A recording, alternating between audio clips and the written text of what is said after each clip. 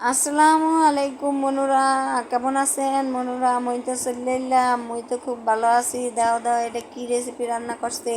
কত মজাদার, কত ইয়ামি, এরি অনেক মজাদার। এটা হচ্ছে গরুর বট, বুঝছ?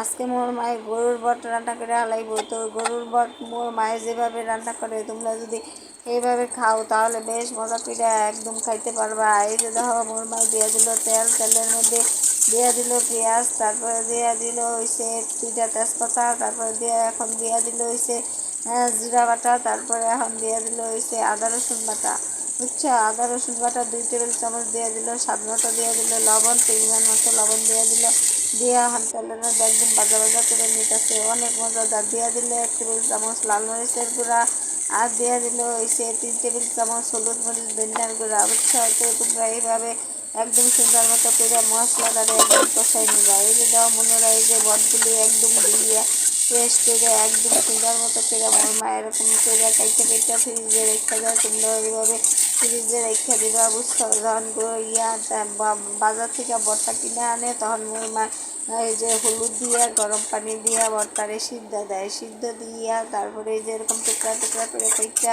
ফ্রিজে রেখে দেয়। এই যে দিয়ে দিল পানি, পরিমাণ মতো পানি দিয়ে দিল, দিয়ে এখন এই যে বটটারে ভালো মতো করে কষাই নিব মনুরা, অবশ্যই তো ভালো মতো করে কষাই নিবা।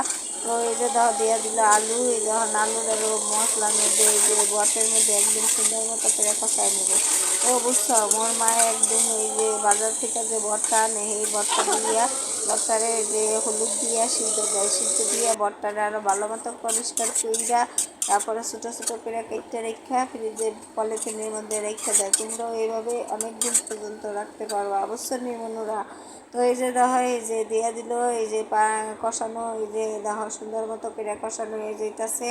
এই যে দেখো কষানো হয়ে যাইতেছে, মোর মা একদম নাইরা সেরা দিতেছে জানি ভালো মতো করে সব একদম সিদ্ধ হয়ে যায়, একদম ভালো মতো করে পারফেক্টভাবে সিদ্ধ হয়ে যায়, বুঝছি? তো তোমরা এইভাবে ভালো মতো সিদ্ধ কইরা তারপরে এই যে দিয়ে দিল পানি, পরিমাণ মতো পানি দিয়ে দিল। তো এই যে দেখো সুন্দর মতো করে পানি দিয়ে দিল, এই পানি দিয়ে এখন নেড়ে চেড়ে ভালো মতো করে দিব জানি সব ভালো মতো করে বটগুলি এই যে আলুগুলি ভালো মতো করে সিদ্ধ হয়ে যায়। তো তোমরা না চাইলে আলু নাও দিতে পারো। আমার আম্মু আলু দিছে, আলু দিলে বুঝছো মনুরা, আলু দিলে একটু আরও বেশি মজা হয়ে জায়গা।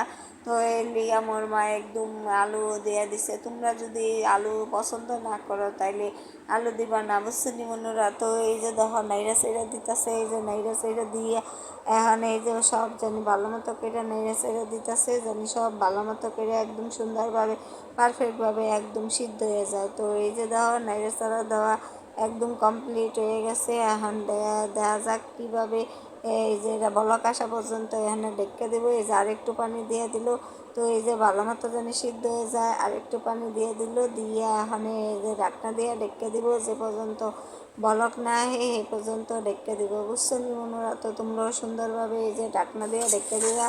এই যে ঢাকনা খুলাই দেখছে একদম বলক আয় বসে।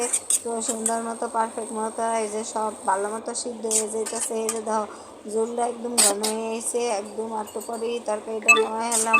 তো মোর ভিডিও কার কার ভালো লাগে, মোর মা রাতের রান্না কার কার ভালো লাগে একটু কমেন্ট করে জানাইবা।